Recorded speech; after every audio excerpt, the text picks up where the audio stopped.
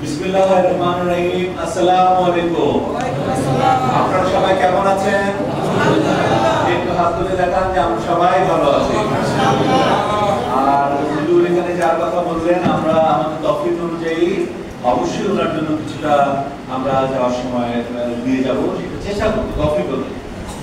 আমি এতক্ষণ হুজুরের বক্তব্য শুনছিলাম, আমার কাছে খুব ভালো লাগলো যে একটা জিনিস, যে আমরা কোরআন থেকে কিন্তু অনেক দূরে সরে গেছি। কোরআন থেকে অনেক দূরে সরে গেলে আসলে সেই সমাজ কিন্তু ভঙ্গুর হয়ে যায়, নষ্ট হয়ে যায়। বিবাদ, হিংসা, বিদ্বেষ, রাহাজানি, সেখানে হত্যা, ধর্ষণ এবং কুফরি এবং মাদক থেকে শুরু করে সেখানে অলৌকিক যত কাজ আছে সবকিছু কিন্তু মানুষের মধ্যে দরকার।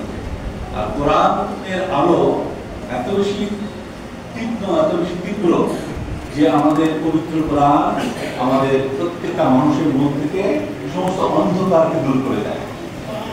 অন্ধকারকে দূর করে দেয় একমাত্র কিতাব পৃথিবীতে আল্লাহ তাআলা নাযিল করেছেন, এবং সেটাই শেষ আসমানি কিতাব। তার নামটা কি? আমাদের কোরআন, আল কোরআন। তো এটাকে যদি আমরা মনের মধ্যে ধারণ না করি, তাহলে কিন্তু আমরা কখনো সঠিক পথে থাকতে পারবো না। হুজুর এটাই কিন্তু মিন করেছেন। স্কুলে পড়বে, কলেজে পড়বে, ডাক্তার হবে, ইঞ্জিনিয়ার হবে, এটা হবে, সেটা হবে, যার যে পথ আল্লাহ তাআলা ঠিক করে রেখেছেন সেটাই হবে।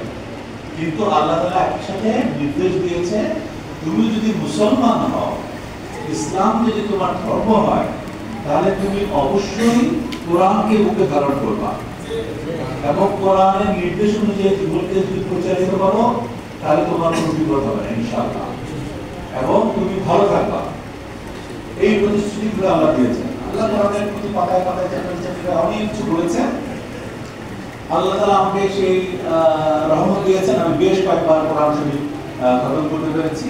আমি বাংলা অর্থ সহ সুন্দর করে বুঝে বুঝে এই চ্যাপ্টার, ওই চ্যাপ্টার, এই হাদিসের এই আয়াতের সাথে অন্য আয়াতের মিল, হ্যাঁ, এই সূরার সাথে অন্য সূরার মিল, কোন কোন লাইনে মিল আছে, কোন বিষয়ে কি কি কথা বলেছেন, এগুলো নিয়ে অনেক একটু পড়াশোনাও করেছি। আমি সূরা ফাতিহা বলতে শুরু করে কিছু আমি প্রচুর ব্যাখ্যা, এই ভিডিওতে অনেক ব্যাখ্যা, তাফসীরও আমি করেছি বেশ কিছু।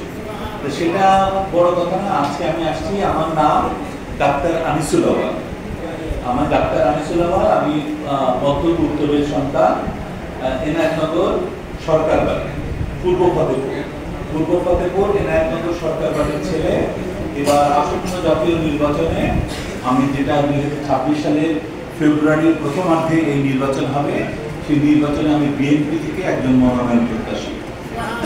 সেই জন্য আপনাদের দোয়া দিতে আসছি। আপনারা খাস দিলে আমাকে দোয়া করবেন। আর আজকের এই সপ্তাহের শ্রেষ্ঠ দিন হচ্ছে শুক্রবার দিন, যেখানে জুম্মা হয়। সব মানুষ আসে, ছোট বড়, সবার মনের পবিত্রতা নিয়ে আসে। আসার সময় এখানে একটা পবিত্র মন নিয়ে আসে। বেশিরভাগ মানুষই কিন্তু আমরা গোসল করে, ওযু করে এখানে মসজিদে আসি। অন্য কোনো নামাজের সময় কিন্তু আমরা গোসল করে আসি না, কিন্তু জুম্মার নামাজের সময় আমরা চেষ্টা করি গোসল করে আরো পাক পবিত্র হয়ে আসতে।